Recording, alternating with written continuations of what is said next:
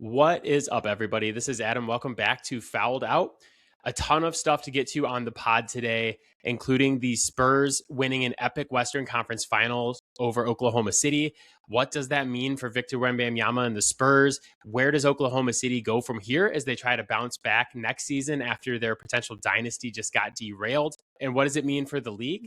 Then we're going to preview the NBA Finals between the Spurs and Knicks, and then end with some NFL talk because we had a few massive trades happen on June 1st, the first day of the league year, including my favorite team, the New England Patriots, getting their new wide receiver one for Drake May in AJ Brown. So we're saving that for the end. I refuse to lead off the pod talking about the NFL when we have so much awesome NBA stuff to talk about. So Matt's going to join me in a minute to talk about all that. But before we get started, just a reminder, you can reach out to us, fouledoutsports@gmail.com. Really appreciate you guys listening. We love to hear from you. You can also watch the podcast on YouTube. If you haven't got a chance, go check that out. Search Fouled Out Sports on YouTube. Give us a like and subscribe over there to help us grow that. But hit us up. World Cup starts next Thursday. So we got one more pod before the World Cup starts, and I'll share some World Cup takes before we get there. Baseball season's going. The Stanley Cup starts tonight between the Carolina Hurricanes and the Vegas Golden Knights. So you guys want to talk any of that, hit me up. You will not get any spam or newsletters. Just email back from me. And again, however you are supporting the pod, we really appreciate it. With that said, let's grab Matt. Let's talk basketball and a little NFL football. We'll give it some time. So let's go. All right, Matt is here, fresh off of the end of an epic Western Conference Finals between the Thunder and the Spurs. Also fresh off of trade chaos in the NFL, which I refuse to talk about until the end of this podcast because the NFL knew exactly what they were doing. Having all the league year stuff start on June 1st, a couple days before the NBA Finals. So I'm not leading off the pod with that stuff. Matt, how you doing, buddy? Better than Jared Verse. Yeah. No. We'll talk about him later. No. You almost tricked me into doing it. I feel bad for the NBA, man. We just had an awesome Western Conference Finals. Yeah. We have so much to talk about, so much NBA content to talk about on this pod. And then the NFL year flips to June 1st. And the best defensive player in the league is traded. My team picks up a massive wide receiver one. They can't let anybody else have the headlines. They're like, oh, Victor Wembanyama, that's great. Watch this. Yeah. This is essentially. That's why the NFL is king. Now I'm doing the thing I said I wasn't going to do. I'm leading off the podcast with the NFL. There's a lot to get to today. We will talk about the NFL trades at the end of this podcast before we sign off, but I do want to get to all of our NBA stuff first because the NBA is having a moment right now as much as the NFL is trying to take that away from them. The Spurs complete the 3-2 comeback in the Western Conference Finals with a 111-103 Game 7 win at Oklahoma City. The last time that we talked, Oklahoma City was up 3-2. I had said that I fully expected the Spurs to win Game 6 and for Victor Wembanyama to dominate, and that, we talked about Oklahoma City wanting to close it out because you never ever want to go to Game 7 against Victor Wembanyama. Ideally, you never want to play a series where you don't have the best player on the floor, but you especially do not want to go to Game 7 in that situation. Yeah, well, and they certainly got burned on letting it get to Game 7. I actually have something that I want to throw at you. Can we put to bed the narrative that OKC doesn't need J-Dub? Yes. Yes. I think the where does OKC go from here angle is the more interesting podcast topic of just 1 year ago, they beat the Indiana Pacers in the finals. And, even we were sitting here on this podcast, but everybody that talks NBA content was sitting there and saying holy shit, this team is set up to have this massive future run. They're going to be a dynasty. They have all these first round picks. They have these young guys. They got the MVP. Chet's awesome. J-Dub's awesome. this is going to be a thing forever. Who is ever going to beat them? And now we're here 1 year later, and we're like, well, that's over. That was fun. Fun while it lasted. Spurs time now. So I want to talk about what OKC does to bounce back from this, but I feel like we have to acknowledge what just happened, because we just witnessed a historical moment in the NBA that I feel like a lot of people are watching that series and just being like, wow, like Victor Wembanyama and the Spurs, that's super fun. This is awesome. Like, you know, they're in the NBA Finals. We are 3 seasons in to Victor Wembanyama.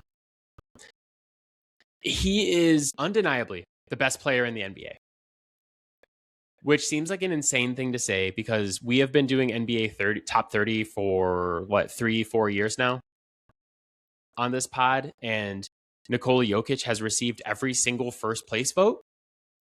And we've talked ad nauseum about like, oh God, what would even have to happen for Nikola Jokic to not be the best player in the league anymore?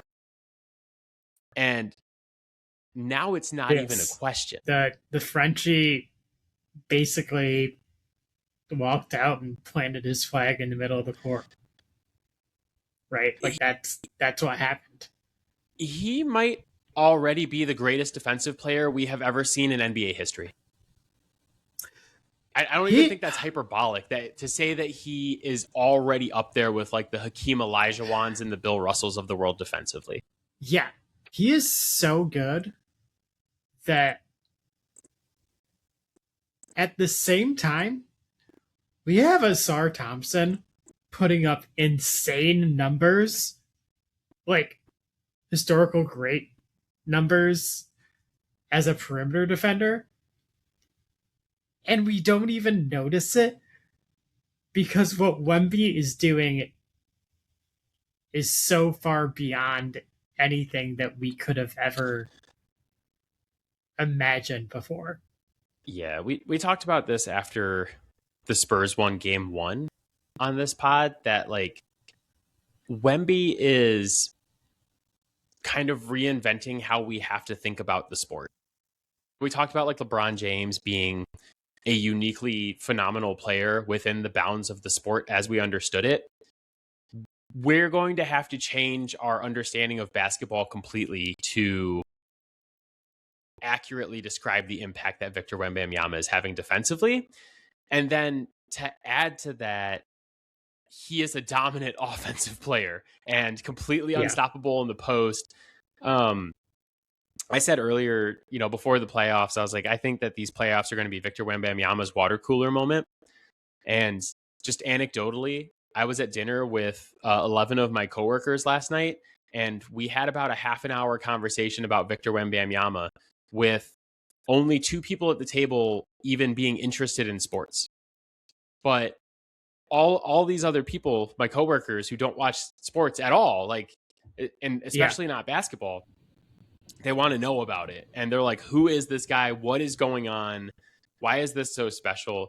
And I'm telling them all these stories about like these point guards who like turned the corner on a pick and looked, you know, they're like, oh, wide open lane. And they look and they see Victor Wembanyama and they're like, oh, fuck, no, I'm not going in there. No. There's no like, there's no number though that you can just give somebody that's like, oh, he does like, you know, 7 blocks a game. There's no number you can like throw out there that accurately describes like what is happening. And I told all of them, I'm like, whether you like basketball or not, it will be worth watching game 1 of the NBA Finals purely for the spectacle of there is a dude who is, they say he's 7'4", he's 7'6" with shoes on. There is a monster on the court who can do every single thing there is to do on a basketball court. Like the defensive impact aside, he's shooting threes, he's dribbling like a guard, he's driving on people, he has wings defending him, and he's blowing past. Like, if we are ever going to settle the GOAT debate, there's the Jordan contingent and the LeBron contingent. And that debate will never be settled. There will always be those who believe Jordan is the GOAT. There will always be those who believe LeBron is the GOAT. What it would take to unify everyone, we are seeing the early stages of that right now. And I'm not saying he's the greatest basketball player of all time yet, 3 seasons into his career. He's still got to put together the resume, but if he was going to do it, this is how it would start. That leading a team to the NBA Finals, potentially winning the finals and being Finals MVP at 22 years old is exactly how it would start. Because the Jordan contingent is always going to point to the rings. And I've said this before, that I don't want to even have the conversation until someone else has 6 rings. Well, you get 1 at 22. It's a pretty good start to getting 6. You get a lot more bites at the apple that way. Yeah, there's a lot more. So I think just before we get into how can OKC counter this and start to move forward here, I think it's really important that we acknowledge potentially what we are witnessing is the early stages of the greatest basketball player of all time. Yeah. And I don't feel hyperbolic saying that. And before we jump into the where does OKC go from here conversation, I just want to point this out. Obviously, there has been a very vocal force of people on the internet, and honestly a lot of people in the real world who have viscerally turned against OKC. Where, mind you, 2 years ago, going into the playoffs as the 1 seed, people were really happy to see this mostly homegrown team that was a small market having success, right? The reality is that team and player fatigue develop very, very quickly in the NBA. So when in 2 to 3 years, many of you who were just ready to get rid of Shea and OKC are sick of Wemby, just remember that this is exactly what you asked for. And he's going to be harder to displace. So it is annoying that Spurs fans our entire lives had Tim Duncan, and then 5 years later or whatever it is, they have Victor Wembanyama. It's like having Tom Brady your entire life, and then 5 years later you get Drake May. Do you consider San Antonio, given their history, to be a small market team? Yes, for a couple of reasons. I mean, just purely based on revenue and market size, they're at best a medium market. But also, think of the trademarks of all of the big market teams. The Celtics, the Lakers, the Heat. It's the signing of massive free agents and having everybody want to go play there. It's the big trades of Anthony Davis is forcing his way to the Lakers because he's always wanted to be a Laker, blah, blah, blah, blah. The Spurs never built that way. No. They never had massive free agent signings.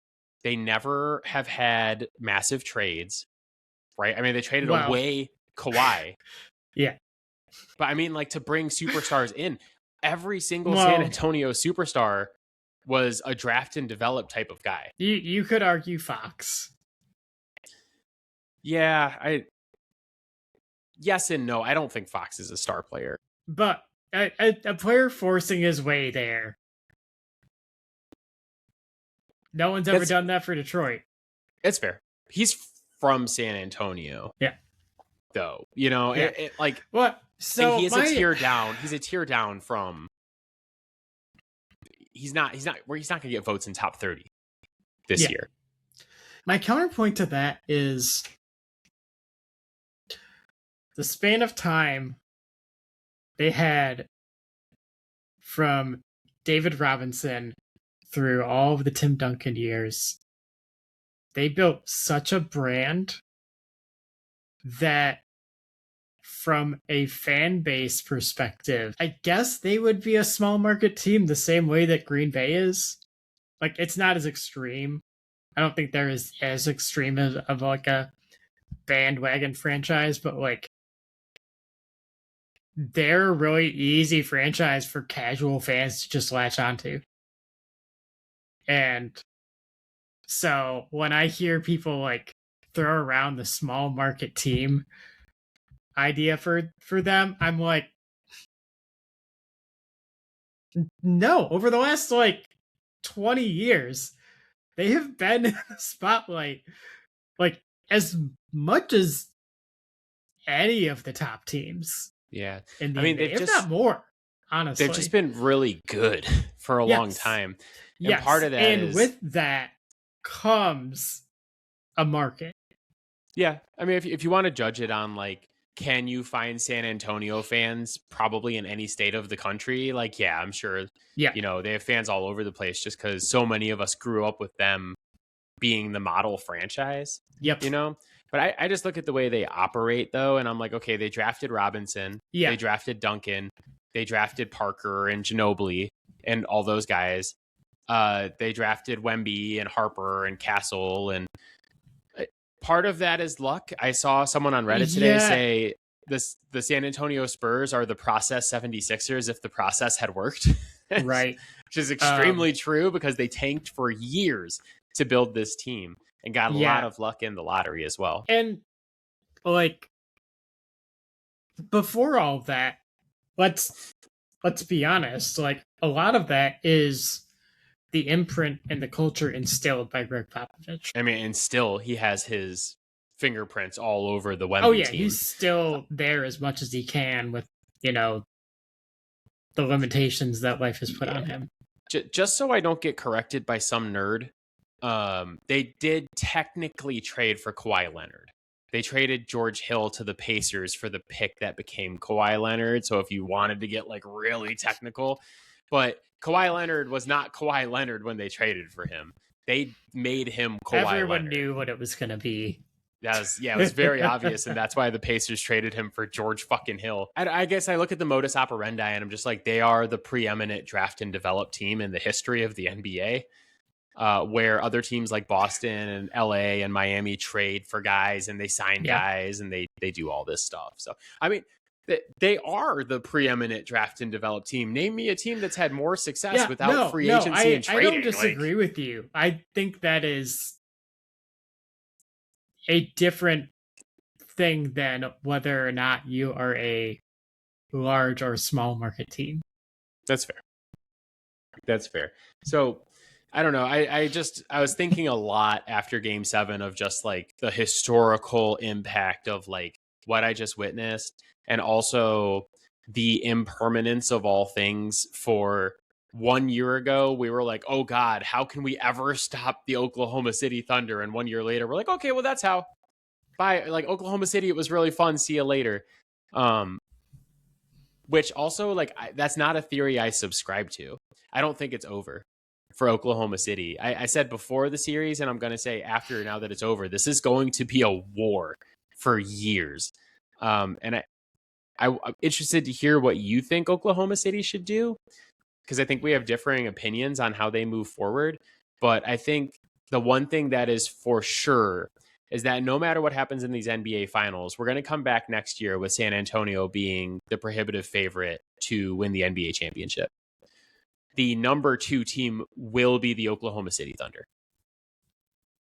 Hands down. Like, they are going to be the biggest thorn in the side of the San Antonio Spurs. This is going to be a rivalry. We're going to see it again, and I am here for it because that was awesome. Yeah.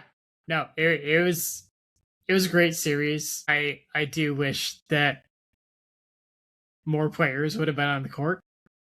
We don't get to choose that. That's not in our control, right? Which is why the idea of, well, hey, we were down like a couple of key guys. Let's just try to run this back next year and see if that makes a difference, to me is an absolutely idiotic move. Right? Because you just saw like the flag planted, right? You know who now is the best team in the NBA, in all likelihood. And for you to sit there and hope that the injury gods smile upon you, and that is the thing that gets you over the top. I'm sorry, like you can't do that. And then on top of that, I believe they're going to be over the second apron next year if they don't cut some salary anyways. So you're going to have to make moves. You're not going to be able to bring everyone back. So, like, I do think you need to make some sort of intentional move to address the Wemby situation. Because, I mean, the splits were night and day, right? Wemby's on the floor. The Spurs are kicking OKC's ass. Wemby's off the floor. OKC is mopping the floor with San Antonio. I don't know that they necessarily need to get to a point where like they're in the positive when Wemby's on the floor. Although you should certainly be shooting for that. But I will also add that San Antonio team is pretty young, and for you to expect that they're going to be just as bad when he's off the floor is also kind of asking for a disaster. I gotta think about how to respond, because there's so much in what you just said that I think we need to address and flush out a little bit. I want to start with saying that Oklahoma City has a lot of really large and very uncomfortable questions that they need to answer this offseason. And on one hand, it's going to be difficult to say, here's how we're going to move forward. There's probably the contingent of fans that's like, hey, we were missing J-Dub. He only played 3 games of the series. He only started 2. He only played 55 minutes of a 7-game series. That's barely over 1 full game. Yeah. He is a guy who you and I voted. I voted him the 14th best player in the NBA. You voted him the 15th best player in NBA Top 30 last year. So I think he is someone that both of us fully acknowledge is extremely important to them and everything that they do. Yeah. So I'm sure there's the contingent of people that are just going to be like, hey, we were missing our second best player. He's super important. We're going to get him back. If he can be healthy, like, why not run it back and see at full strength what we can do? I agree with you that that's dumb. You can't do that. They have $250 million currently committed for next year, which is well over the second apron. They can run it back for $250 million if they want, though, because they have team options on like almost their entire roster this offseason. But you could look at it and say, okay, J-Dub was out. AJ Mitchell was out, who is the guy that would back up J-Dub, who's been excellent this year. Those are 2 very important pieces. We lost game 1 in double overtime. We lost game 7 by 8 points. Those guys should be worth 8 points, right? But I agree with you. I don't think you can sit on your hands and be like, hey, let's just bring everybody back. Let's pay $250 million and we'll be fine. I think they do need to make moves. And like I said, there's a lot of very difficult conversations they need to have, which I want to talk about in a minute. But what I want to say about this Thunder is, like, the Spurs superpower is Victor Wembanyama. Unstoppable. The Thunder superpower is Sam Presti. And if there is anyone in the league that can guide a team through this kind of time, it is that dude. Like, Sam Presti is that dude. He's the best GM in the league. And Shea came out and said it in his interview. He's like, I don't want to have any input on moves. I want to leave it to the best GM in the league, which there was a report today saying that that's complete and total bullshit, and that Shea is already politicking behind the scenes to get Lou Dort to stay, because he's like, I really like playing with Lou Dort, which is a problem, a massive problem. But I think, like, the initial response by Shea to say, I'm leaving this in Sam Presti's hands, is the right response, because if you're going to trust anyone in the league to do this. That's the guy you want at the helm. I'm just so inclined to take a report like that he's behind the scenes politicking with such a grain of salt, because it's such an affront to everything we've ever seen out of Shea. And also, like, the amount of character assassination that this guy has received over the past year has been out of control. Yeah, I could see it being kind of like a planted story based on the fact that they're both Canadian. They play on the Canadian national team together. Yeah. And like, so Shea's agent's like, oh, it'll look good, but he's not going to be there. The big uncomfortable situation for the Thunder is that this team is going to get really fucking expensive really fast, because like I said, they have $250 million committed for next year. They paid this year's team $186 million. They have maxes that kick in for Chet Holmgren and J-Dub next year. So they both go from making like in the teens to making $40+ million next season. Yeah. The season after that, Shea's Supermax kicks in. Mm-hmm. So not next year, but the year after, they're going to have over $150 million committed to 3 dudes. And it only goes up from there because all of those contracts go up with the cap every season. So $250 million committed for next year. The cap is $165 million. The first apron is $209. The second apron is $222. So they're about $30 million over the second apron right now. They have team options on Dort, who we previously mentioned, and Hartenstein. Dort's is $18 million. Hartenstein's is $28.5. So you can get rid of those guys and save about $46.5 million. They have picks 12, 17, and 37 in this year's draft. So I'll let you go first. What do they do? I think the play is packaging some picks to go up in this draft and get the big man that you think can help the most, right? Because J-Dub definitely going to help, right? Not going to fix the Victor Wembanyama issue. You need someone that can at least slow him down. I think that would be the direction that they would go in, is like move up and get their guy. They have, and just in general for years to come, so many more picks than they can actually use. Yeah. I can't see them just sitting on them forever like a dragon with its hoard of gold.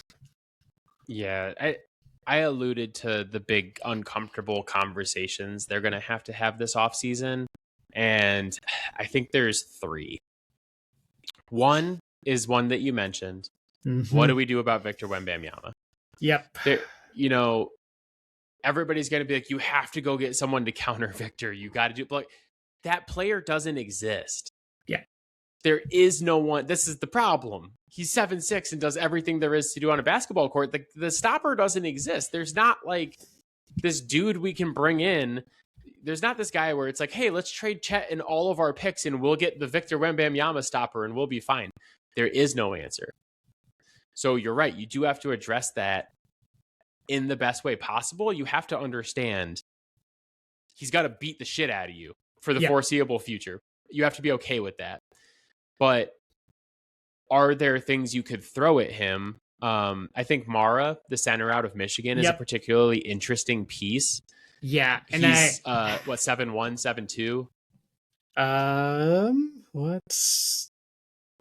So he's a big dude, and he was incredible defensively. So like I look at it and I'm like, okay. Yeah, I think CBS has him listed at 7'3". Yeah, okay, yeah. So he's a big fucking dude. Yeah, part of me is like, do you just go and acquire as many 7-footers as possible and like, hey, here we go, let's throw him at Victor? But just 4 7-footers and SGA. it's not the worst idea in the world. At least it's outside of the box, right? I think financially you have to decline the Dort and the Hartenstein options. That's 46 million. That takes you down to 200. That's like $20 million under the second apron.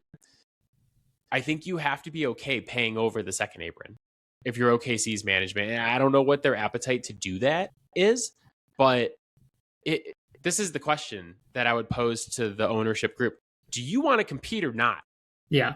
If you do, you need to spend over the second apron. But how you do that and how you reshape the team is what matters. So like Hartenstein and Dort have to go. Dort was kind of a disaster in that San Antonio series. His 3-point shooting was an absolute disaster. Yeah. And if he's giving you a nothing burger offensively, you can't bring him back. And that's what I was like, that's the problem with Shea potentially being like, I really want him back. You want Shea to be happy, but okay, well, there goes your chance to improve this roster if you do that. I think Mara is really interesting for them. The problem is that he is flying up people's boards right now. Yep. You know, he's going to go in the top 10. Yeah, he was potentially a dude that you could get at that 12 spot before. And now it's like, yeah, you got to move up for him. Like, is 12, 17, and 37, is that enough to move up to 7? Is my stupid ass team going to take that? Everybody on the sub wants them to. Well, I don't know. Is Acuff there? Apparently, yes. That's kind of the new intel is that, the top 4 is unchanged. Yeah. Nate Ament, the wing from Tennessee, is piquing interest right now, which like, oh my God, just fucking shoot me if he ends up on my team. Just, like, God, we'll do a draft episode soon and we'll talk about it. But like, Mara's flying up boards, Ament's flying up boards. The Nets don't need another guard. They just drafted like 5 last year. So there's some talk that Acuff will be there. But like, so Mara, the 5, 6, 7, 8, 9, 10 range, he's going to go somewhere between 5 and 10. Are you willing to spend the ammo? Like you said, they have this whole horde of picks that they could trade. It's like, 2 picks this year, another pick in the future. Oh, you want another one? Here, sure. If that's your guy. So that's conversation number 1. What do we do about Victor Wembanyama? Conversation number 2. What the fuck just happened to Chet Holmgren? Yep. You're paying this guy a max contract next season. He's going from like $18 to $40 million. He took 2 shots in game 7. Yeah. This guy cannot play against the Spurs. Victor Wembanyama fucking hates him. And this is like the first Jordan-esque thing that Victor Wembanyama has done. He's like, yeah, you beat me in a world championship when we were 18 years old. I fucking hate you. I'm going to ruin your entire career, Clyde Drexler. That's what Jordan did to Clyde Drexler. He's like, yeah, come play on Team USA. I'm going to beat the shit out of you every single day and ruin your career as an NBA basketball player. And I feel like that's what Victor just did to Chet Holmgren. He's like, this guy, I fucking hate him. This is like, you're done. You're done. Collect your max contract. This is it for you. You're never playing against the Spurs again. Because that was embarrassing. Yeah. That was inexcusable to have. Like, J-Dub is off the floor. I had told you earlier this year, I'm like, Chet Holmgren might be the second best player on the Oklahoma City Thunder. He's an all defensive player, defensive player of the year candidate, should be able to play offensively. All of that was completely gone. My concerns about him offensively were always, I don't see him as a good enough creator for himself or others to kind of be that number 2 offensive option, which when they're healthy, he doesn't have to be, right? It's great. It works perfectly. But you can't have that limitation and then just get absolutely bullied for 7 straight games on defense. You're second in defensive player of the year voting. It looked like you shouldn't have even been on the list. This is the problem, is like, if you go out shooting and you just are having a bad game in a game 7, if you go like, 2 for 15, I'm like, that sucks. But like, at least you tried. When you go 1 for 2 in a game 7, I'm like, you're scared. Bigger problem for them is it's not the spot. It's not like, oh shit, it's game 7 of the Western Conference Finals, I'm going to poop my pants. Yeah. Because he just played well in the finals last year. Yeah. They just had a whole playoff run. They won a championship. He's a champion. The problem is that you're terrified of Victor Wembanyama. And I'm sorry, but if you're going to beat the Spurs, you can't be terrified of him. You got to go for it, man. I mean, in fairness, that is the right response to Victor Wembanyama. Yeah, I mean, I'm terrified of Victor Wembanyama, but I'm not a professional basketball player. This is what Michael Jordan did to people, though. Is like he's like, oh, I got to play Charles Barkley in the finals. Let me take him out golfing first and make him feel like we're buddies. And then he's like, gets on the court and he's like, hey, fuck you, Chuck. And Chuck's like, whoa, my feelings. And then he's busy thinking about that shit. And Jordan's like, I'm winning the NBA championship. Victor's like, I fucking hate this guy. He's done. That's it for him. And it's not just that, but like, Victor literally changes the game because you don't know what you can and can't do because his length is so out of control that, like, we see it every time he plays. Like, players try stuff on offense that they do all the time, and it works. And, like, Wemby's not even overextending himself to just be like, oh, yep, I got that. Yeah. The biggest problem with the Chet conversation, too, is, like, you're paying him a max deal. Yep. And you're not trading Shea. You're not trading J-Dub. So if you do want to make a big move, like if you decide, I think we haven't really talked about it that much, but like there is some support for like, should they trade for Giannis? Should they trade for Evan Mobley? They've been linked to Evan Mobley. Should they trade for another star? Is there like a big swing that they can take?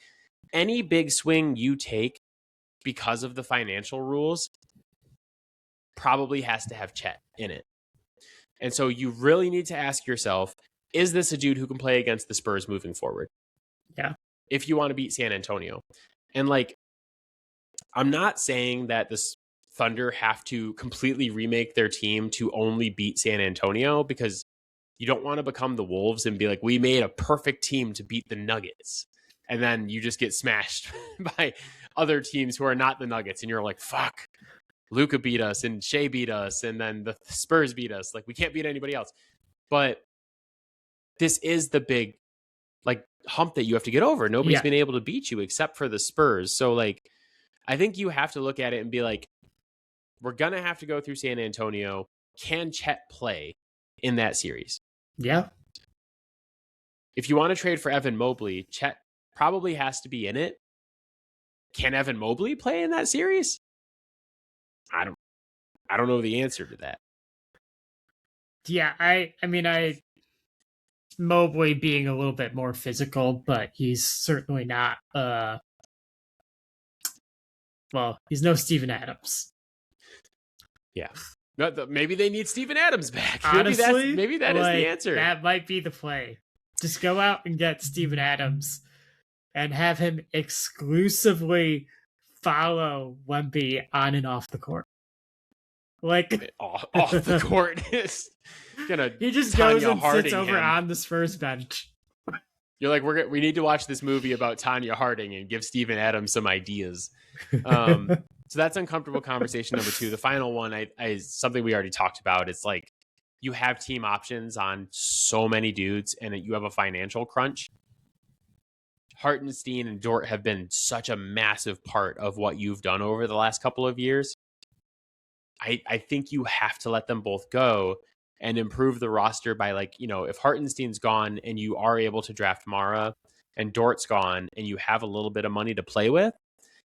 I think a super underrated thing that I have not heard talked about with the Oklahoma City Thunder roster building is like De'Aaron Fox was super important for the Spurs in this series because he was just able to be like an adult point guard, get them into their stuff, like not turn the ball over.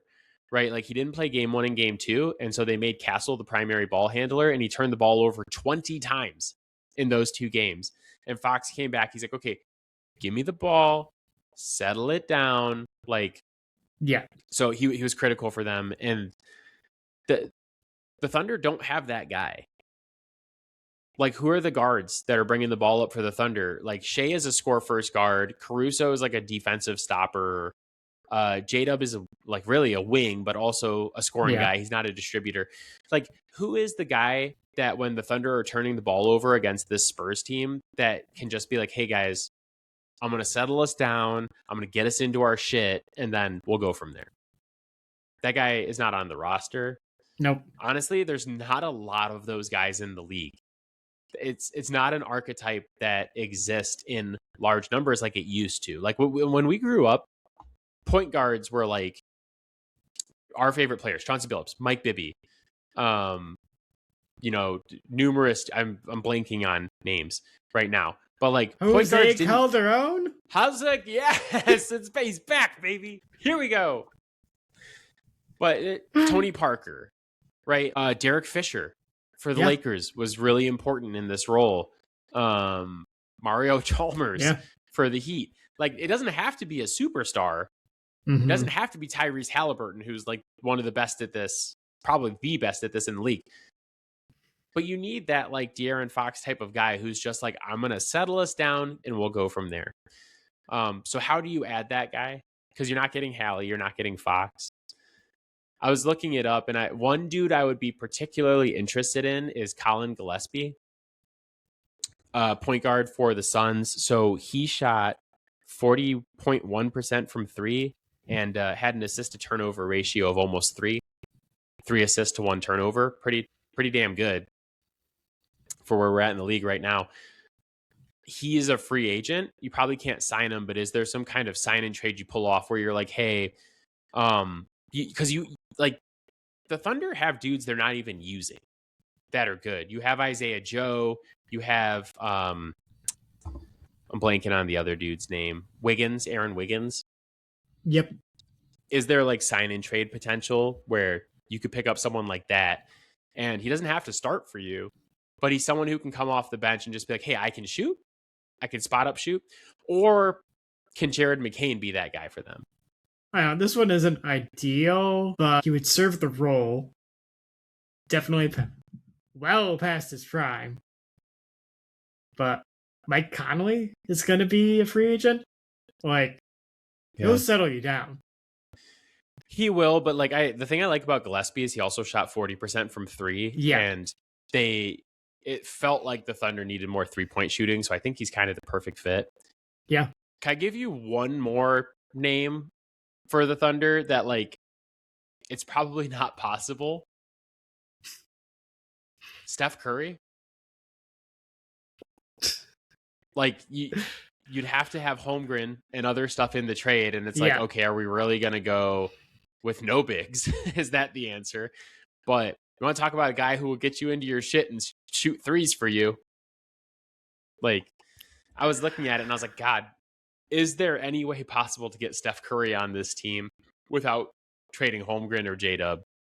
And there's not financially, but I was just like, but it'd be a nice piece. Like if he was a free agent and he was willing to take like a vet minimum to go somewhere and try to get one more ring, like that would kind of be the perfect piece for them. Yeah, I mean, Steph Curry's kind of the perfect piece for everybody. Yes, right. I don't know. There are reports out there that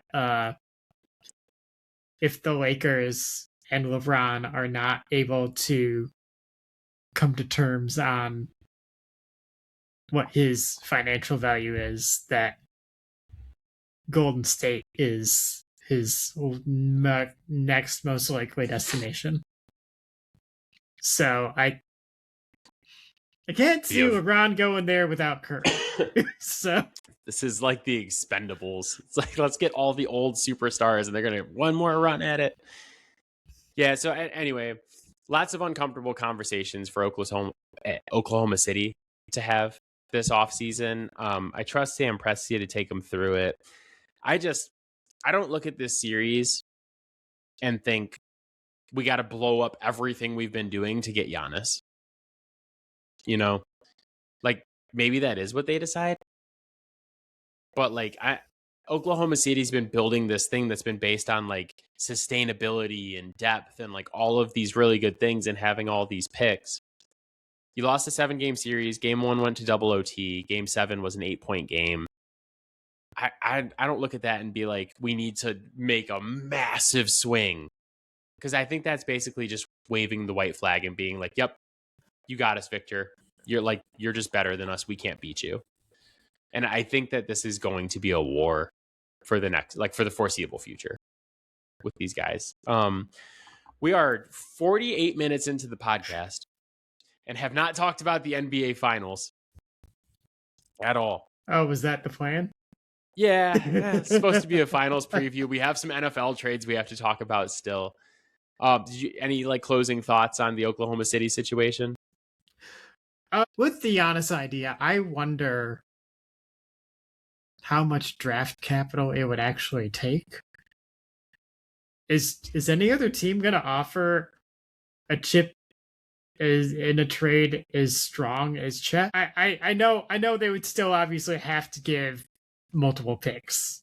I would assume, but that's the thing is like we've been saying this for years is that if Oklahoma City wanted to have the best package for Giannis, it's like Chet and picks and some salary filler. Yeah, like easily. I don't think anybody Chet, salary filler and like 2 firsts. Like what other team is beating that? Yeah, but that's the thing is like, do you love trading away your 20? How old is Chet? 24, 23? A dude who somewhere around there, yeah.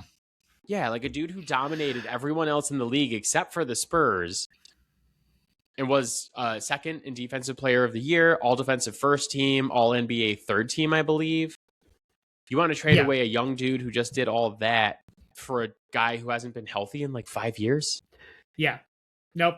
It's tough sell. Like Giannis is way when more he's talented. On the court, 100%. Like worth it, right? Mm-hmm. But yeah, it's that like as I've said before, every move that you make is a gamble, and every move that you don't make is a gamble. Right? Yep. It's a tough call. I just wanted to point out that like they wouldn't have to completely empty the vault in order to get him, I don't think. Yeah. And yeah, I mean you're right with Chet. It's none of us can know what the right call is with him because we don't know Chet. I don't know if they have the personality to be like, oh fuck this, that ain't ever happening to me again, and like getting in the lab, getting in the weight room, like that's the thing is like, is it going to be like a Dirk situation where he's just like, you know what, I'm done, I'm like going beast mode, or is it like a James Harden situation where we're just going to watch him shit his pants in high leverage moments from now on? Yeah. You know, I don't know. You're right. It's a gamble, but if I'm at the craps table, I'm handing the dice to Sam Presti and I'm like, you roll them, big cheese. Tell me where to put my chips. Cause I trust that dude implicitly. NBA finals. the NBA finals start the day that this podcast comes out. Spurs versus the Knicks. My big question for you, are you still picking a sweep? I don't think so. And that kind of comes down to something that Wemby actually himself hinted at is like, hey, we got to remember, like, we're not done yet. Man, like, that was emotional for that whole team, like, especially for Wemby. But they were very, very emotional. I wonder, with that team being as young as they are, how well they're going to kind of be able to refocus and lock in.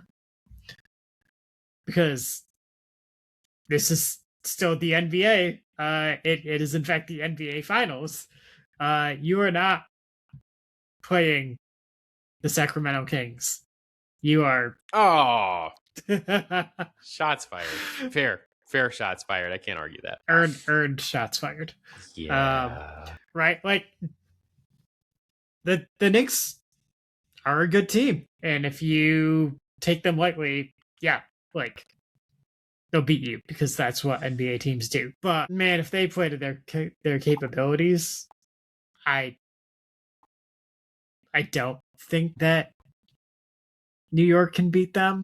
I don't ever like being the team that has had a long break playing the team that's coming off a 7-game series. I have to tell you, this is a very difficult time for Kings fans because, yep, like, I've been explicitly not bringing this up. Well, just number one, all times are hard times for Kings fans. There are no good times. There are no good times.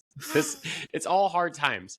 But the NBA Finals features De'Aaron Fox as the starting point guard for the San Antonio Spurs. One of the best players in Kings franchise history, unfortunately, who forced his way out after the Kings treated him like shit, versus Mike Brown, who was the coach of the Kings, the Beam team that went to the playoffs, who we fired the next year. Why did we do that? I don't know. I don't want to talk about my shitty franchise. It's very depressing, but there's a lot of Kings fans. There was a guy on Reddit the other day who was like, hey, I have like 50 Kings jerseys and shirts and pairs of pants, and my fandom is done, and I'm selling all of them. So message me if you want any of these things. And he posted like the pictures of all the things he had. And I was like, if this is your breaking point as a Kings fan, I feel like you have not been a Kings fan very long. Like in the last 4 years, we've watched Luka Doncic, Tyrese Halliburton, De'Aaron Fox, and Mike Brown all go to the fucking NBA Finals while we're sitting at home. Like this is the breaking point. Like if this is your breaking point, you are very weak, and you are not ingratiated in Kings culture, because this is like there are no good times. You know, the one good time we had, we went to Game 7 against Golden State, and Curry dropped 50 on us. 50. You know, that was it. But so tough times to be a Kings fan. And I go back to, we had Tyrese Halliburton and De'Aaron Fox on the roster. We had the pick that ended up becoming, you know, we could have drafted Luka Doncic. We drafted Marvin Bagley, and all we have to show for it is DeMar DeRozan, Zach LaVine, and the 7th pick in a loaded draft. So that aside, I actually think the Knicks present some very interesting issues for the Spurs. I think I have 3 again.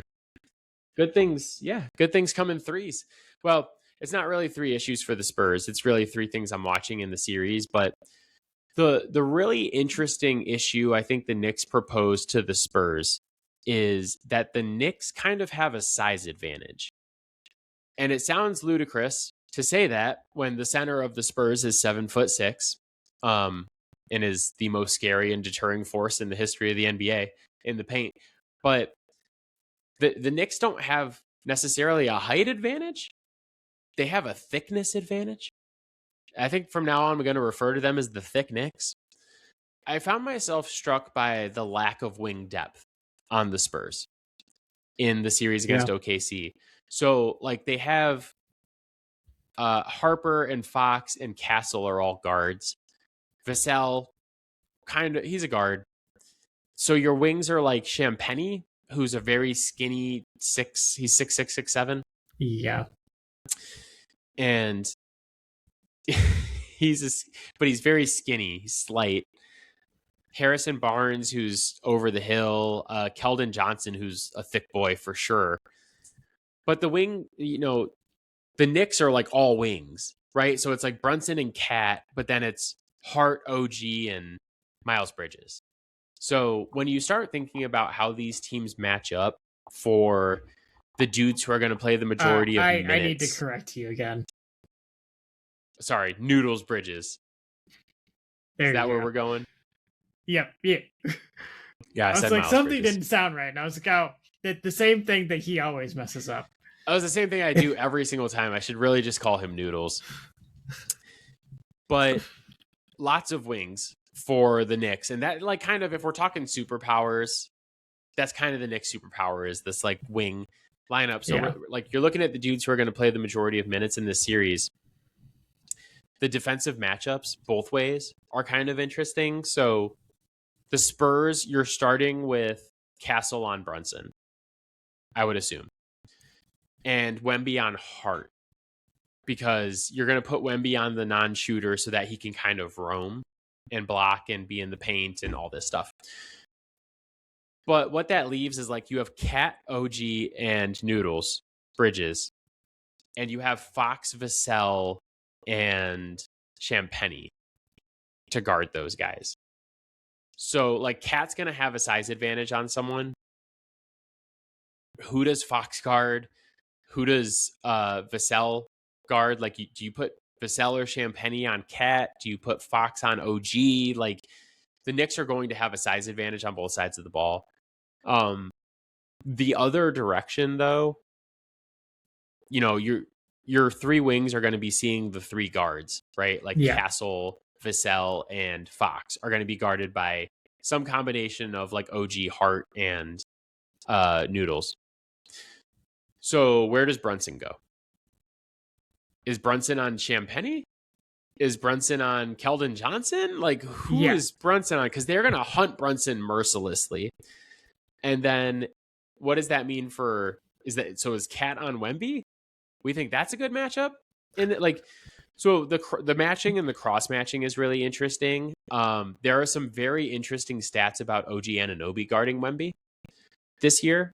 They were saying that like, of all of the people who have guarded Wemby, the only time he has played at a rate of under 100 points per 100 possessions is when he was guarded by OG Anunoby this season in their three matchups against the Knicks. It's interesting. One of the things the Wolves did that kind of threw Wemby off for a couple games is they got like under him. They were very physical with him. Mm-hmm. They guarded him with wings. We've seen various wings guard Wemby at different points of the season. And in the Thunder series, OG Anunoby's kind of like the final boss of wings guarding Wemby. Like, he is very thick. He is very strong. Yes. And he might give Wemby some issues. If Wemby is going to hang out around the perimeter, can he get down? Like, I think that a lot of this series is going to come down to, is Wemby going to get in the paint and dominate down there? Or is he want to shoot, like kind of sit back and shoot jump shots again? And I talked about his shot diet through the first 5 games of the last series, but that all of that like matching is kind of interesting. But I think the fact that like the Knicks have these like bigger, thicker wings could be a problem for the Spurs. I can definitely see them like using that size to their advantage, especially like defensively. Man, the moment the Knicks try to do anything in the lane offensively, they're going to relearn that lesson of, we're fucked. Like, there's nothing you can do about it, right? I'm glad you said that, because this was point 2 on my list of things I'm watching. The Knicks theoretically have 5 guys who can shoot if Hart is knocking down his threes. Mm-hmm. So the idea a lot of teams have had, and we saw this in the Cavs series, is like, we're going to use, Mobley on Hart, but Mobley's going to play off of him. And if he shoots, we'll live with that. Well, if Hart starts knocking down his threes, that's a problem. Yeah, right? For sure. Yeah. They have a center in Cat who is shooting, 49% from 3 in the playoffs right now on 3.6 attempts per game. So if all 5 dudes on the Knicks are hitting threes or like proving they can hit threes and you need to get out there and guard them, can they suck Wemby out of the paint? Like, does he have to guard Cat on the perimeter? Does he have to guard Hart on the perimeter? Can you get him out of there and give your offense space to operate down low? No, I mean, that's certainly like an issue if that's how that plays out. The problem you could potentially run into is you start playing that Celtics ball, right? We're shooting too many threes, and if they're going in, there ain't no way we're losing. If they aren't, we've already lost. Yeah. Which honestly might be like the game mode that they have to play. But like, I don't think it's a sustainable strategy. I I have one more thing that I am watching for that can kind of tie into this, but I'll hang on to it for your last one. Yeah, my last thing was this series is going to be absolute hell on Jalen Brunson. Like he's going to have Castle, Fox, Harper, Vassell, maybe Keldon Johnson, maybe Champagnie. Like he's have all these dudes thrown at him at different points in the series, but like especially Castle. And then if you're able to get around Castle, what is waiting for you? It's fucking Victor Wembanyama. So the very unique thing about Wemby that is unquantifiable is his ability to take away not only the stuff down low, but the mid-range. Like Brunson really likes to operate in that mid-range with the floaters and the fades and the contested twos. And we saw Shea hit a lot of those in game 7, but they were extremely difficult shots. You know, Kenny Atkinson would not have been happy with the shot quality.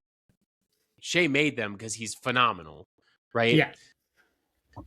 Brunson is shorter. Like, in fairness, like it's not going to be an easy series for him. Is phenomenal and does make insane also shots. Phenomenal, right? Yes. I just mean like the angles are going to be different for an SGA than a Brunson, though. Definitely. Oh, I got around somebody, and now I got to put a floater up over a dude who's 7'6" and has an 8-foot wingspan. Yep. Not easy. No, it's unreal what he's going to have to deal with.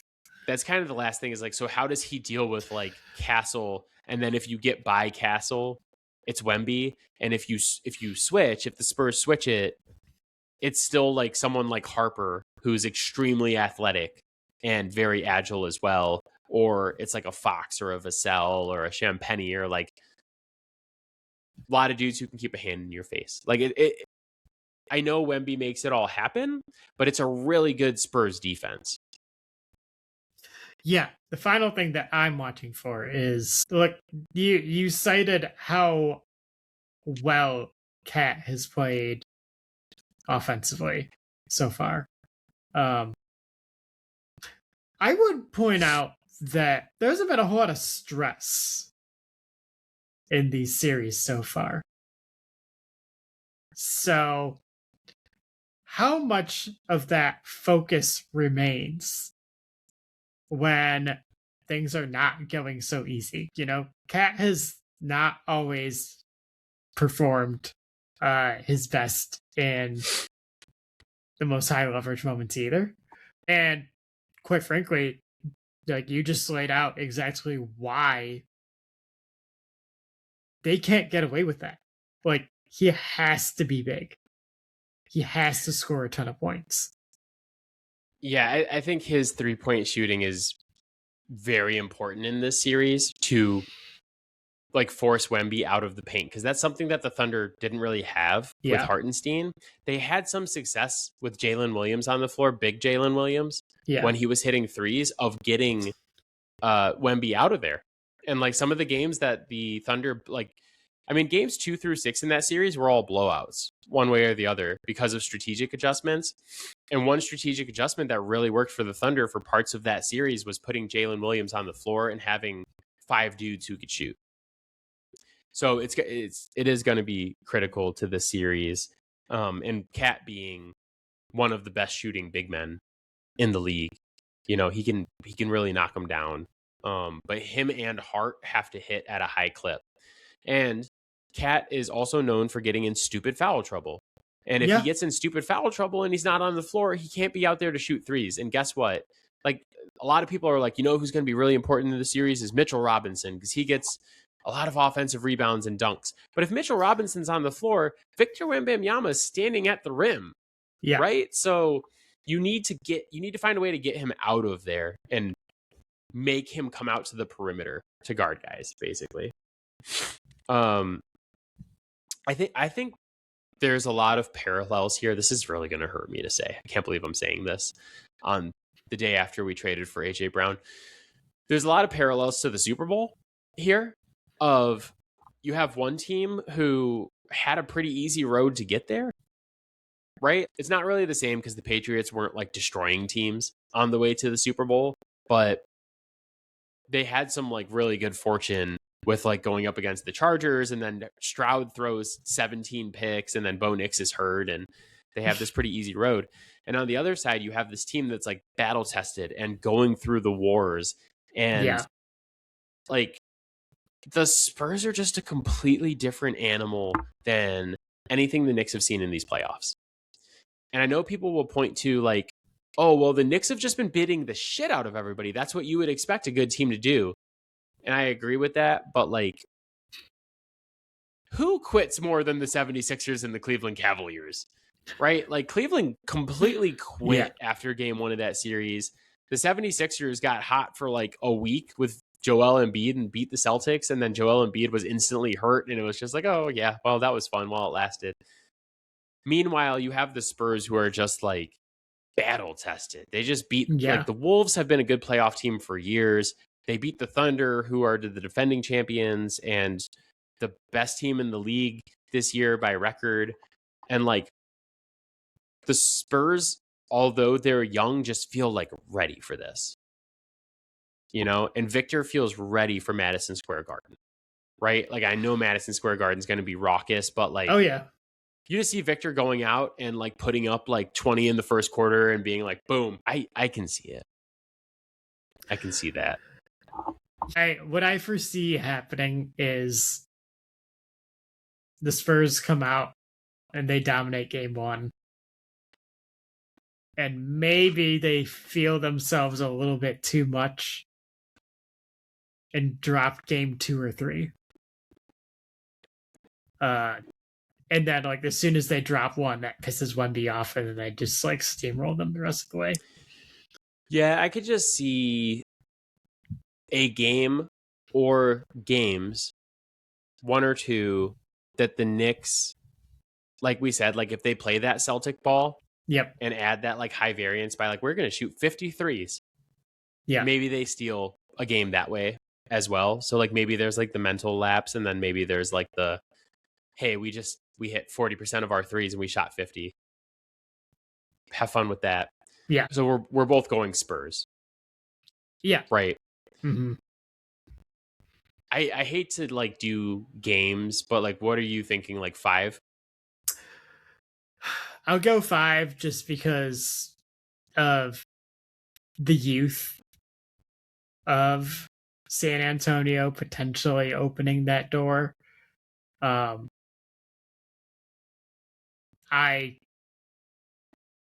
don't expect Wemby to take a single loss lightly. Yeah. So I'll go Spurs in 6. I think. I don't know, man. Last year we were on the pod and we were like, Thunder in 3. Why are we even playing the series? And then the Pacers found a way to take them to 7 and could have won that series if Tyrese Halliburton hadn't torn his Achilles in the first quarter of game 7. And it makes me gun shy of being like 4 or 5. But what I will say is I think there is way too much Knicks hype right now. Oh, way too much. Zach Lowe just picked them to win the NBA Finals. And I'm like, guys, like when the Patriots beat an easy schedule and get to the Super Bowl, they're frauds. When the Knicks do it, they're the greatest team of all time, and they're clearly going to beat Victor Wembanyama. It's double standards, crazy. So that's Finals preview. We're both picking the Spurs. I think people picking the Knicks are crazy. Like, there's just been so much Knicks hype, and it's just because they're in New York, and people in New York forget that they don't deserve nice things because they're in New York. But I do think that if the Knicks win the Finals, that Jalen Brunson might become the most beloved New York athlete of all time. Like, who are the most beloved New York athletes of all time right now? Derek Jeter. It's the first one that comes to mind. Jeter is like a pompous asshole who's like unrelatable, you know? Yeah. And I think like at their heart, New York is Yeah, like New York is still kind of like a blue collar town though. Yeah. Like there's all like the really rich finance people, but the people who are like the Mm-hmm. diehard New York fans, the ones I respect, the ones I love to hate are like the blue collar Yeah. working dudes who are like, yeah, I'm a Yankees fan and like blah blah. Jeter is not like their dude. No. Jeter is like the highfalutin finance part of New York guy, right? Like Yep. he's fancy, he's bougie, he's a little bitch. Mm-hmm. Jalen Ewing. Brunson, I love Jalen Brunson. It's hard not to like Jalen Yeah. Brunson. He's small. And there is a degree of like Knicks fans have been defending him for 5 years now and being like, no, he is, the guy and we can get it done with him and we can do this. And like, I am really just going off the rails on this podcast, but like with Brady, when he was the Patriots quarterback, part of his belovedness was not only the winning stuff, but like also the fact we defended him so vehemently for years that it was like any attack on Brady is an attack on all of us. And I'm not saying Brunson is like to that extreme, but when the dude that you've defended, like it's like if people were telling you like, oh, Cade's not actually that good. Yeah. Oh, I And mean, you were arguing it I for years. already kind of have experienced this in two different ways, right? Yeah. That Go to Work Pistons team, right? Like, everyone going into the NBA Finals was like, no chance, right? Yep. Gentleman sweep. And then, ironically, not a championship for my team, but I defended Stafford for a lot of years. This is the one I knew was coming. Immediately win a Super Bowl when he leaves Detroit. Yeah. Like, I told y'all, motherfuckers. Right. So I think there's a degree of that with Brunson, though, where people are like, you can't win a championship with a small point guard like that. It's just never going to happen. You can't do it. He's a defensive liability. And New York fans have been like, no, this is like the dude. He is that guy. Like, he's our guy. And if he wins this championship, where all of us are already crowning Wemby, we're like, this is the greatest player ever. He's the best, blah, blah, blah. No one will ever beat him. If Brunson is the guy to beat him, it will be a New York legend forever. Dude, forever. The David versus Goliath jokes will be out of control. Yeah. Yeah. It's funny because, like, obviously I'm a Boston fan, so I can name all of the things, but it is hard for me to look at New York and be like, who are the most beloved New York athletes of all time? Jeter, Mariano Rivera, Jorge Posada, but like so many guys that have come through there. I mean, the Jets have just sucked forever, so there's no Jets on there. Eli, I guess, could be one, but like the Jets are like New York's team, though. The Giants are kind of like secondary, so it's not as big. But maybe like Michael Strahan. The Knicks, Ewing never got it done. Like, you got to go all the way back to like Earl the Pearl Monroe and Clyde Frazier and those guys. Mm-hmm. Like, hockey, people don't really care about hockey enough, So it's like, it's hard. It's hard to say who are the most beloved New York athletes of all time. And I'm sure there's like old Islanders and Rangers and stuff that people would throw out there. But like in our lifetime, in modern history, it's like all Yankees, and that's kind of it. Yeah. And like so many dudes that went through the Yankees were so transactional. Like, people don't love A-Rod in New York. People don't love Roger Clemens in New York. And like all of these dudes who signed. I mean, people love Judge, but Judge has never gotten it done and never will because he's a choker. So if Brunson gets it done, I think he is easily the most beloved New York athlete ever. I got to throw my shots in while I got him. I called Jeter a bitch. I said Judge was a choker. I said that Eli's not as important as the Jets. I'm getting them all out there, baby. Fuck New York. Go Spurs. Go Spurs. Spurs in 6. While we're getting our shots in, I feel like, so I've been on the controversial side of the KG Tim Duncan argument for many years. no one is giving KG enough credit for winning an NBA championship with that loser Doc Rivers as his head coach. I am on the other side of the argument from you because I have Tim Duncan as the fourth best player in NBA history, but I do love me some KG. Yeah, I think that argument realistic, like if we are objective, it should probably be more 50-50 than it is. It's like the talent versus achievement argument. And what I would say is, like, if you take away the championships, are you sitting there with a bold face telling me that Tim Duncan was the better player? I think it would be hard for anyone with a straight face to actually say that. And I mean, look at the two ecosystems that they played in for most of their careers. Yeah. You're starting to sound like the Peyton Manning people. They're like, well, if Peyton Manning was on the Patriots with Bill Belichick and that defense, he would also have 7 Super Bowls. Like, well, he doesn't. He doesn't. Tim Duncan does have 5 rings, It's not just about the Spurs. It's about how awful Minnesota was as an organization. All fair things, but the facts are the facts. I still think Tim Duncan is the most underrated player in NBA history. Like, there are people who don't even put him in top 10, and I'm just like, you guys are insane. I think that is a stretch to say he is the most underrated. I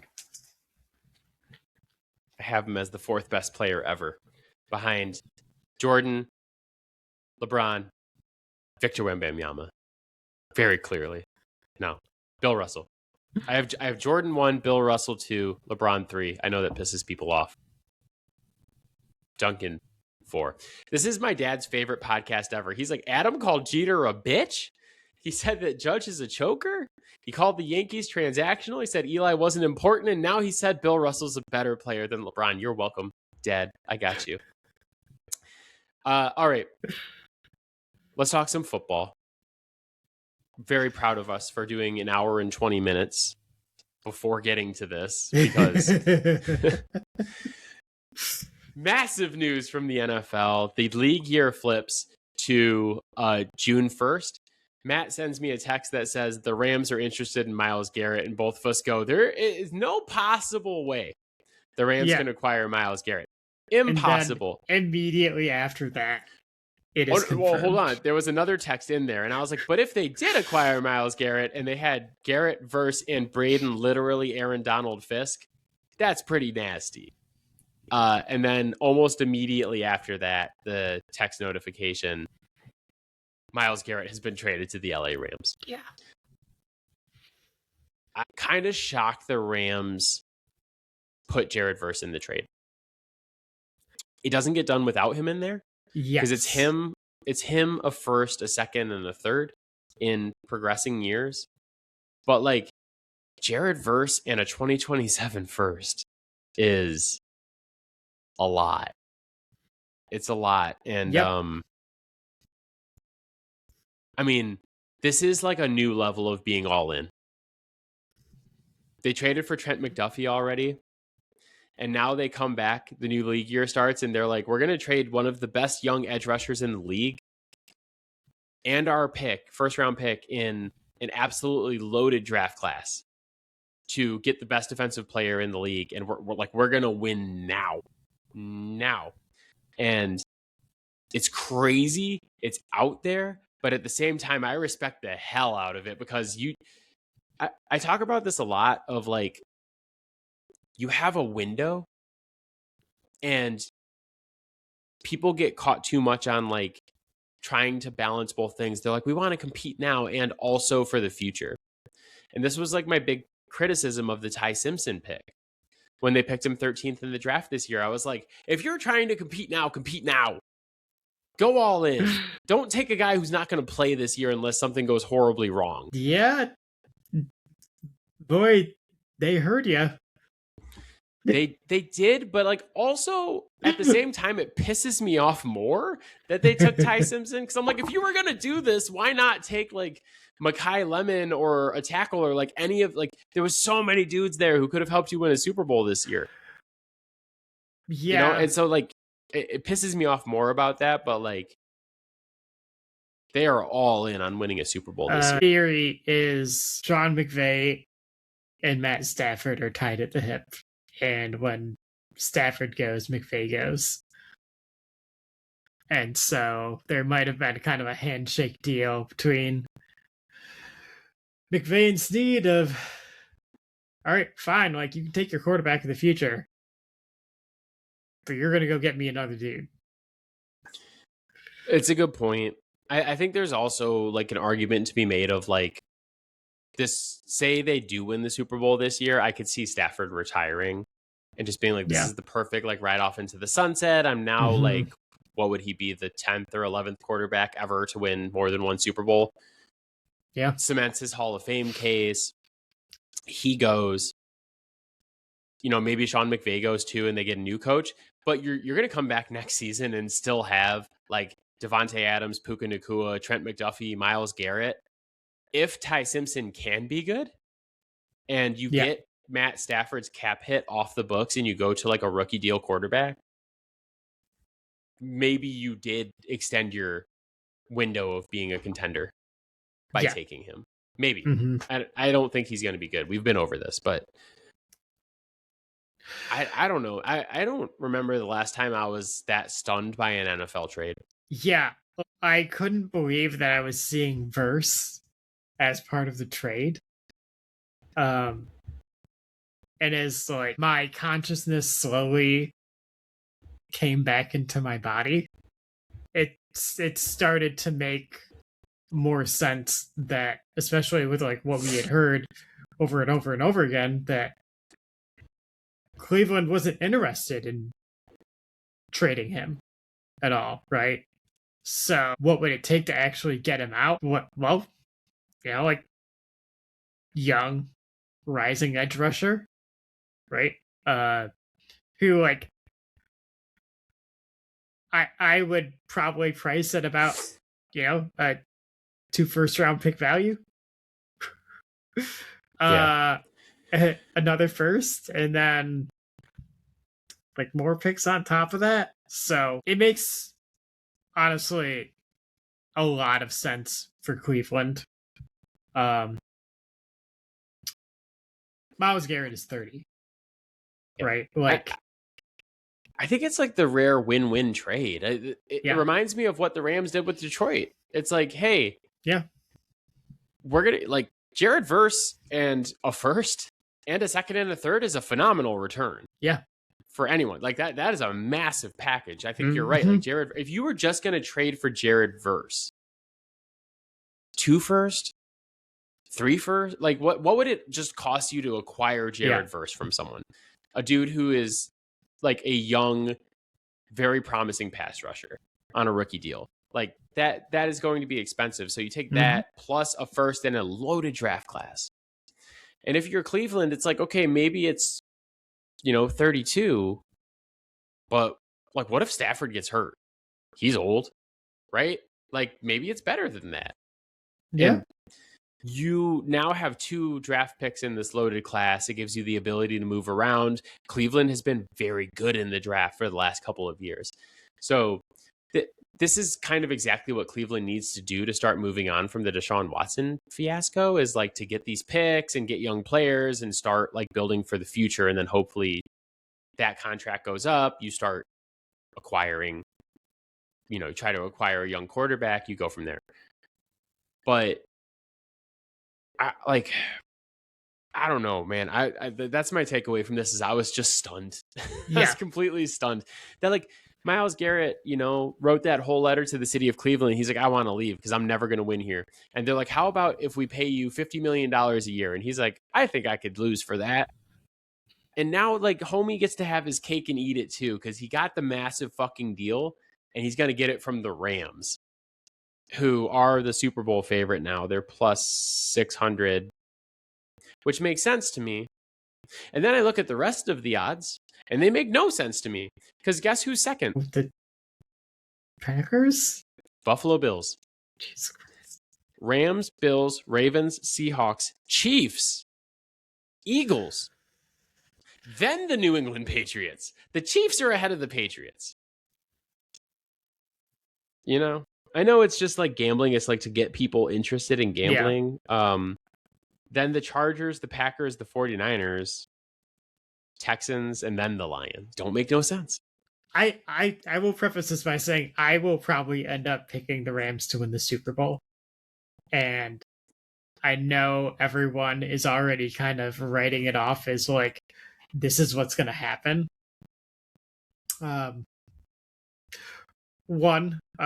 There's a reason why the games are played. And not that I'm wishing it, but hey, injuries kind of tend to happen a lot in football, and that could drastically change things. 2, you were correct. Cleveland sucked the entire time, more or less, that Myles Garrett was there. And everyone treats Myles Garrett as a victim in that. But man, it sounds like he was never a solution to the culture. Yeah. So it would not surprise me if he doesn't get one in LA. Yeah. My very, very preliminary Super Bowl pick is Rams versus Broncos right now. And obviously, we're months away from even doing our NFL previews and just doing any work on the season at all. But that's kind of where I'm leaning, is Rams versus Broncos. Makes sense to me. There was another trade yesterday, and a special fuck you for the Rams for overshadowing this, because I was very excited. The Patriots acquire A.J. Brown for a 2028 first and a fifth in whatever year. I don't even pay attention. They had 2 fifths in the year that they traded a fifth. So no big deal. For anyone that thinks a 2028 first is too much to pay for AJ Brown, I would like you to call me back in November when he's playing. Like, AJ Brown is still very elite, and a lot of that was lost in the fact that like Jalen Hurts was his quarterback and he was playing in this Eagles offense that refused to throw the ball on a consistent basis. And yeah, he was frustrated. I would have been frustrated too. But what other wide receiver of AJ Brown's caliber is available for a 2028 first? Yeah, like they aren't. And albeit like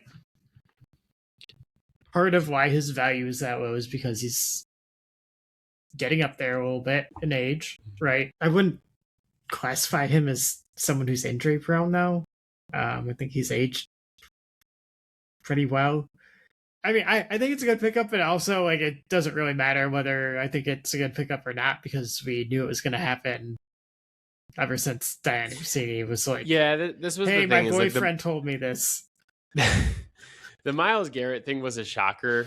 And then like Rossini reported this like 3 months ago, and people are like, that's bullshit. That's not happening. And then we found out she was banging Vrabel, and everybody's like, oh yeah, no, that's so we've known this was coming. The question was just like the price. And I think you have to be really excited. It's a 28 first and not a 27 first. Like, I think that's the right move. I don't think there's anybody of his talent, even at like 29 years old. I don't think there's anybody of that talent level available for that price, right? Like, what would it take for the Lions to trade Amon-Ra St. Brown right now? Not one first. Like, not a 28 first. Right. Like, Jefferson's not available, and also way more than one first. You're not getting Chase. Like, AJ Brown is better than T. Higgins. He's better than Devontae Adams. He's better than a lot of these dudes. So, and I think he's going to show it this year with Drake May. Like, he's back with Vrabel. He's in an offense that wants to throw the ball. He has a top 5 quarterback. Like, I also just look at like what Drake May did last year, and his wide receiver room was Stephon Diggs, Kayshon Boutte, Kyle Wilson, and like Pop Douglas. And now you are like, hey, here's AJ Brown and Romeo Doubs. And all of those other guys get to slot down 2 spots, right? Like Booty doesn't have to be the best receiver on the team. He gets to be wide receiver 3. And like Pop Douglas is like wide receiver 4, right? So like we talk about adding one dude and slotting everybody else down 1 in the cumulative impact that can have. Everybody gets to slot down 2 now. Like, yeah, Drake May is going to go fucking bananas this year. I think for AJ too, it's like pretty much his entire time in Philly, in breaking routes were pretty much entirely taken out of the playbook for him. With like, I guess the exception of like a quick slant, right? Because Jalen Hurts will not throw to the middle of the field.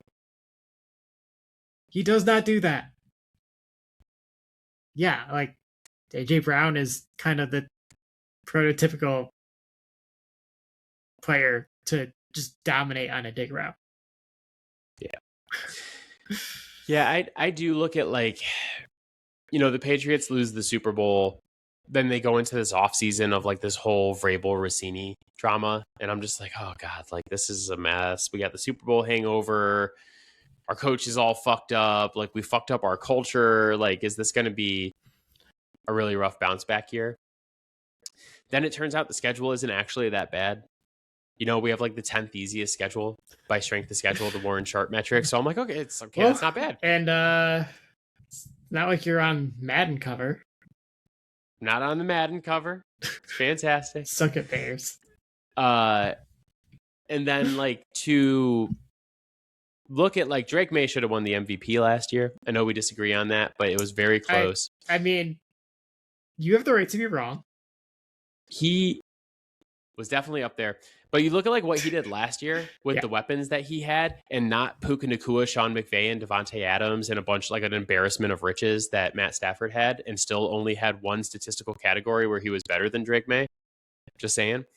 Look at what he did last year with the weapons they had, and then look at the fact that they have like AJ Brown and Dobbs this year, and they have like Stevenson and a bunch of the other guys back. I think this is enough for them to repeat as AFC East champions. Like, I think this is enough for them to be better than the Bills. Yeah, I mean, it's very possible. Don't even know what to even begin to believe to expect from the Bills this year, given the whole clusterfuck of a situation that their organization is now. I mean, probably has been for a while, just quietly, and then the owner decided to start talking. They certainly are making it easier, but Josh Allen could also just decide to be Josh Allen. Be Josh Allen. Yeah. 17 games. It's all extremely preliminary right now. There's a lot of research to be done, a lot of preview podcasts to be done. What is our podcast schedule?